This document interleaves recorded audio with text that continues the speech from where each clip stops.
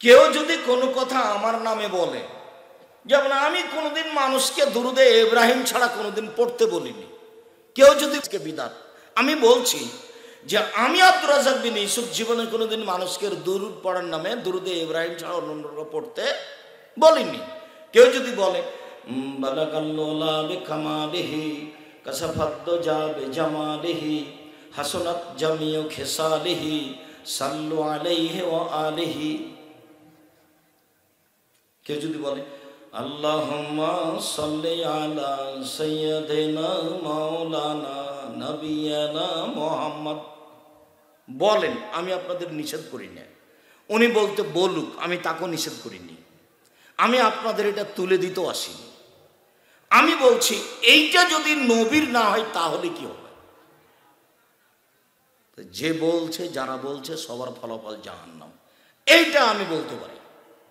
দেখুন, আপনি প্রমাণ করেন, কালকে জিজ্ঞাসা করেন মাওলানা সাহেব, আপনি তো আমাদের মসজিদের ইমাম, আপনাকে তো আমরা খুব ভালোবাসি, খুব সম্মান সহকারে আপনাকে বেতন দিই, খেতে দিই, তো এই যে দুরুদটা, এই দুরুদটা কোন হাদিসে আছে, কত নম্বর হাদিস, হাদিসটা ঠিক কে বেঠিক, দয়া করে জানাবেন। আজকে বুধবার, সামনে শনিবারে জানাবেন।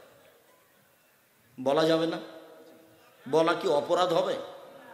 বলেই দেখেন কি হয়। প্রথম অবস্থা আপনি পাবেন, কেন জানি খালি কেমন কেমন করে। আপনাকে আমি আনছান আনছান করার জন্য বলিনি। আর এই বুজুর্গানের দিন বলছেন, আমি সে কথা বলছি না। আমাদের পীর সাহেব বলে, আমি সে কথা বলছি না। আমি বলছি কোন হাদিসে আছে, হাদিস ঠিক কি বেঠিক আমাকে দয়া করে জানাবেন। আমি আপনাকে অনেক ভালোবাসি। বলা যাবে না? জি, এই পর্যন্ত বলে রেখে দিলাম আপনাদের জন্য আর জনগণের জন্য, মাওলানা সাহেবের জন্য। মাওলানা সাহেবের ব্যাপারে আর একটা কথা বলে আলোচনা শেষ, এই অংশে শেষ করছি। আল্লাহ নবী বলছেন জিবরাইল আমাকে উপরে নিয়ে যাচ্ছেন মেরাজে কথা বলার জন্য। তা আমি দেখলাম অনেক লোক টুকরাজু সব বেকার মিলে নাড়া, যাদের ঠোঁট এবং জিহ্বাকে আগুনের কাঁচি দিয়ে কেটে দেওয়া হচ্ছে। ওরা মানুষ, দেখছি একবারে ঠোঁট এবং জিহ্বাকে আগুনের কাঁচি দিয়ে কেটে দেওয়া হচ্ছে, অবস্থা খুব কঠিন। তা আমি জিবরাইলকে বললাম, জিবরাইল মান হাওলায়, জিবরাইল এরা কারা, কাদের এরকম অবস্থা? ইন্না লিল্লাহি ওয়া ইন্না ইলাইহি রাজিউন, এ কি দুর্ঘটনা।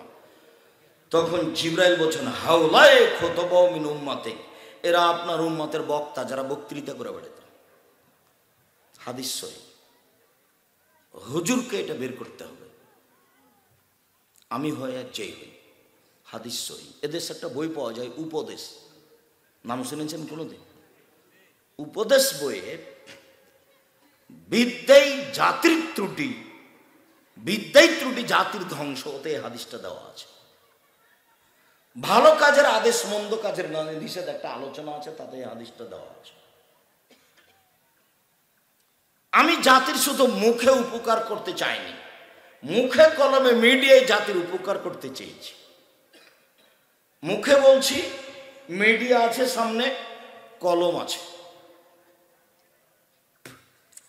জাতির যদি রাস্তাঘাট করে দিতে না পারি, জাতির যদি স্কুল কলেজ করে দিতে না পারি, জাতিকে চূড়ান্ত সঠিক ধর্ম দিতে পারবো ইনশাআল্লাহ। ধর্মের ব্যাপারে জাতিকে ফাঁকি দিয়ে আমি পরকাল হারাতে রাজি নয়। আর যারা বক্তব্য বন্ধ করার চেষ্টা করে, আমি চুয়াডাঙ্গা জেলা বলে বলছি না, পৃথিবীর যেখানেই হোক না, যে প্রান্তেই হোক না কেন, বাংলাদেশ যেখানেই হোক না কেন, যারা চেষ্টা করছে তাকে, তার বংশকে, তার জাতিকে চ্যালেঞ্জ করেছে যে একদিন, ধরেন আজকে যে কথা বলবো,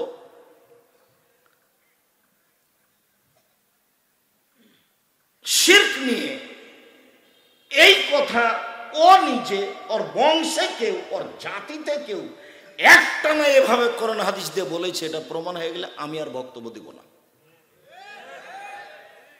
আমি এদেশের মাটিতে বক্তব্য দিতে পাবো না, মানে আমি আগে, অন্যরা আমার সাথে পরে। আমি জাতিকে ফাঁকি দিতে আসিনি, আর জাতিকে আমি কোনোদিন কেসা কাহিনী শোনাইনি। জাতির কাছে আমি কোনোদিন অপ্রয়োজনীয় বাক্য বলিনি, আমার জীবনে আমি কোনোদিন কেসা কাহিনী বলিনি। 32 বছর আমি কোনোদিন মাঝহাব নিয়ে কথা বলিনি, একটা বাক্য বলিনি। আমাকে যখন জিজ্ঞাসা করা হয়েছে মাযহাব মানা যাবে কি না, তখন আমি বলেছি ইমাম আবু হানিফা রাহিমাহুল্লাহকে যদি আল্লাহ বিচারের মাঠে বলেন, আচ্ছা ইমাম আবু হানিফা তুমি কি মানুষকে বলেছিলে যে আমাকে মেনে চলো? তো ইমাম আবু হানিফা রাহিমাহুল্লাহ যদি বলেন না না না আমি কাউকে বলিনি, তাহলে আপনার কি হবে? আমি এটা উত্তর দিয়েছি। আপনি এখন মানবেন না মানবেন সেটা আপনার ব্যাপার। আমি আপনাকে খাটো করতে কোনো সময় রাজি নই। সরকার নিয়ে আমি কোনোদিন বক্তব্য দিই না, ওই আমি পাতায় পড়ি না, ওই পাতায় পড়ি না, ও নিয়ে আমার কোনো হিসাব নিকাশই নেই। সম্মানিত দিনী ভাই বোন, আজকের আলোচনা শিরক নিয়ে আলোচনা করব ইনশাআল্লাহ। মর্মে আমার দিনী বোন যারা আছেন তাদেরকে আমি বসার জন্য অনুরোধ করছি, কথা বলতে নিষেধ করছি। মুখ বন্ধ করেন। এই মেয়ে কথা বলছো কেন? মুখ বন্ধ করো। ঢং ঢং করে এসেছো কথা বলতে বলতে, আবার ঢং ঢং করে চলে যাবো কথা বলতে বলতে। তোমার একটু শরম হয় না? তোমার একটু হায়া হয় না? তোমার একটু লজ্জা হয় না? তোমার একটা ইতস্তবোধ হয় না? তোমার মাথায় কাপড় নেই কেন? তুমি ক্লাস 10-এ পড়ো, তোমার মা নাই নাকি? তোমার বাপ নাই? কেন এসেছো কেন? আপনি কি মনে করছেন মেয়েটা হিন্দুর মেয়ে? জি না। আপনি কি মনে করছেন ওটা ইহুদির মেয়ে? জি না। আপনি কি মনে করছেন ওটা খ্রিস্টানের মেয়ে?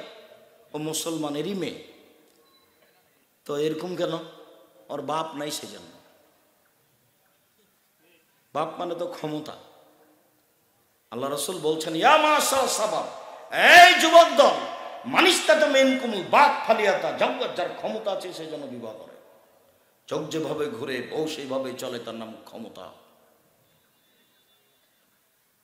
চোখ যেভাবে ঘুরে পরিবার সেভাবে চলে, তার নাম ক্ষমতা। যদি ক্ষমতা থাকে তাহলে বিবাহ করো, হাদিস বুখারী মুসলিম। যদি ক্ষমতা না থাকে ফলে বিষম, তাহলে তুমি বিবাহ করিও না, তুমি বিবাহ করিও না, তুমি রোজা থেকে থেকে থেকে যৌবনকে ধ্বংস করো। তো ওই যে মহিলাটা ছোট ব্লাউজ পরে এখানে বসে আছে, পেট পিট দেখা যায়, তাহলে ও খারাপ না, তার স্বামী খারাপ।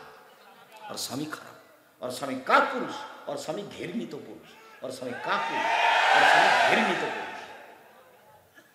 আমি আব্দুর রাজ্জাক বিন ইউসুফ আপনাকে হিসাব করে কোনোদিন কথা বলতে লাগবে, এরকম কোনো হিসাব আমার জীবনে কোনোদিন করা লাগেনি।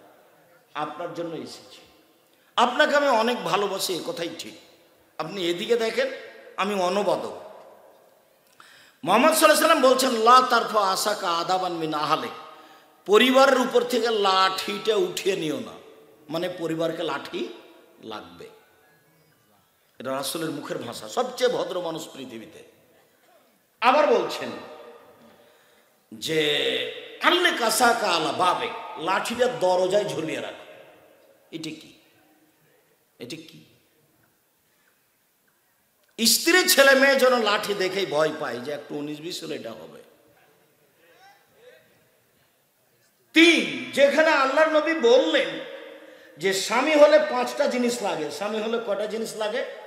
5টা। 1, তুমি যে মানের খাচ্ছ তোমার স্ত্রীকে সে মানের খাওয়াবা।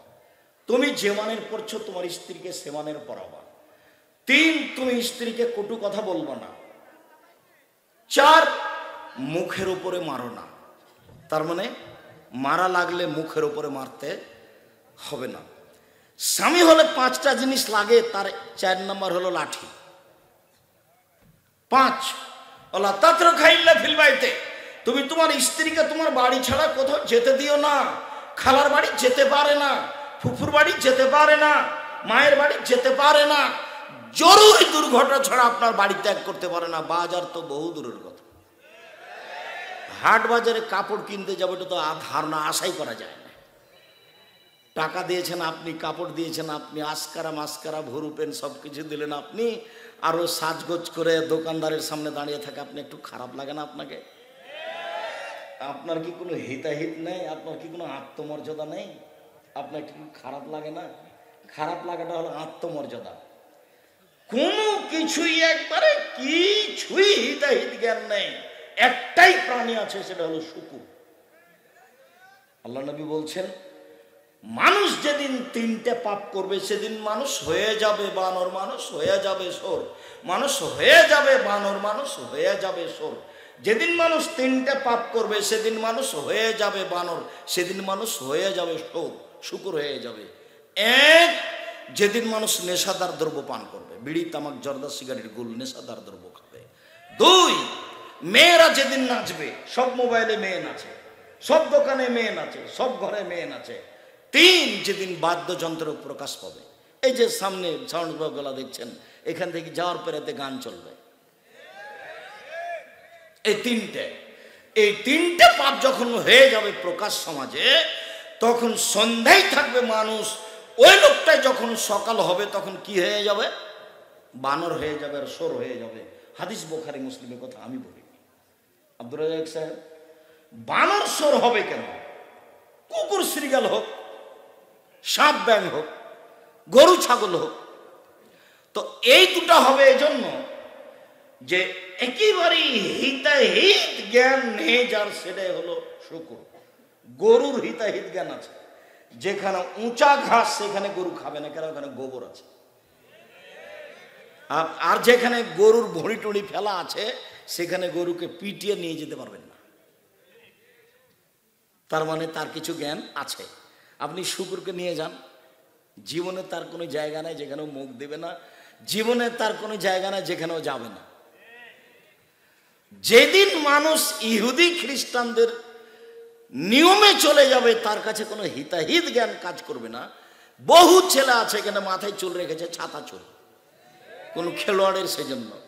ওর বাপ জানে না, ওর মা জানে না, যে ওর বংশ জানে না যে ছাতা চুল কাটছে কেন, এটা কার অনুসরণ? ওটা কে? ওটা ইহুদি, ওটা খ্রিস্টান। আব্দুল্লাহর একটা বক্তব্য আছে যে তুমি যে ছাতা চুল কেটেছ, তো এটা ব্রাজিলের বা কোনো খেলোয়াড়ের অনুসরণ হবে? বিশ্বাস করো, তুমি যদি পাসপোর্ট সরকার দেয় তো তুমি ওই দেশের ভিসা পাবা না। ভিসাও যদি তোমাকে দেয়, তুমি যদি ঢাকা বিমানবন্দরে যাও, ইমিগ্রেশনে তোমাকে কয়েক ঘন্টা ওইখানে দূরে রাখবে, তোমাকে গরু ছাগলের মতো দাম দেবে না। আর তুমি যখন লন্ডনে গিয়ে নামবা, তখন তোমাকে হাতে বলবে না কথা, পা দিয়ে বলবো ওইখানে বসে থাকো, ওইখানে যাও লাথি দিয়ে। আপনি তখন দেখবেন যে আমি আসলে কুকুর না মানুষ। তারপর ওখানে গিয়ে আপনাকে আর ঢুকতে দিবে না, কেন? আপনি হচ্ছেন 3rd দেশের মানুষ, আর ওরা হলো 1st দেশ। কথা বুঝাতে পারিনি। আব্দুল্লাহর বক্তব্য একটু মাঝে মধ্যে শুনিয়েন, খালি এমনি ভালোবাসা দেখালে হবে যে আব্দুল্লাহকে খুব ভালোবাসি, তার বক্তব্য শুনলে বোঝা যাবে যে আসলে আমার ছাতা চুল রাখাটা কেমন হয়েছে। যেই দেশের ভিসাই আমার অ্যালাউ নাই, যদি আমি ঢাকায় বিমানবন্দরে ঢুকি তাহলে আমাকে 3 দিন ফিরাবে, ঘন্টার ঘন্টা অপেক্ষা করাবে। তারপর ওই দেশে যখন নামবে তখন আমাকে পা দিয়ে বলবে যে ওদিকে যে বস, ওদিকে মুখে বলে না, এভাবে পা দিয়ে বলে, ওখানে বসার জায়গাটা পা দিয়ে দেখাই। আর আমি তো বহু দেশ ঘুরেছি, আমার খুব কষ্ট হয়। আমি নিজেও ওই যারাই টয়লেটের মধ্যে থাকে আসে বের হয়, তাদেরকে আমিও কিছু সহযোগিতা করি, আমার খুব কষ্ট হয়। যারা মাস্টার ডিগ্রি পাস করে গেছে, যারা বিদেশে আছে, সবাই কিন্তু টয়লেট পরিষ্কার করে, খুবই কম অন্য কাজে আছে। বউ টয়লেট পরিষ্কার করে, এও করে, টয়লেট পরিষ্কার ছাড়া অন্য কোনো কাজ নেই। তুমি কার কারণে মাথায় চুল ছাতা রেখেছ তুমি চিনতে পারোনি, তোমাকে দেখলে আমার খুব আফসোস হয়।